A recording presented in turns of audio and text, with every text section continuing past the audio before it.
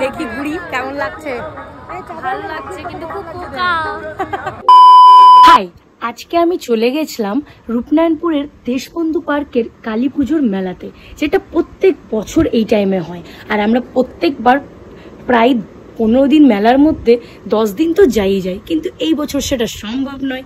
কিন্তু তাও যতটা চেষ্টা করা যায় আর কি, গিয়েই আমরা ঘুরতে শুরু করে দিয়েছিলাম। কারণ মেলা মানেই হচ্ছে জিনিস দেখা, খাওয়া দাওয়া, আর তার সাথে বার্গেনিং তো লেগেই আছে। সো আমরা তো অনেক কিছুই দেখেছি, কিনেওছি, তার সাথে কিছু কিছু রাইডেও আমি তো চড়িনি, বাট কেউ না কেউ তো চড়েইছে। তারপরে চলে গেছিলাম আমরা কোথায়, আমরা গেছিলাম লটারি কাটতে।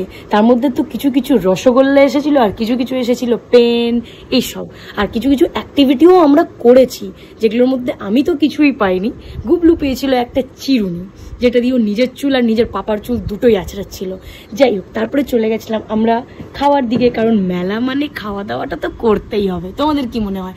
আমরা খেয়েছিলাম পাঁশকুড়ার চপ, ঘুগনি, Mathura cake, fish fry, fish কবিরাজি। সো আমরা অনেক কিছুই খেয়েছি। তোমাদের ভিডিওটা কেমন লাগলো আমাকে নিশ্চয়ই জানিও। আজকের জন্য এতটাই। See you in my next blog. Tata.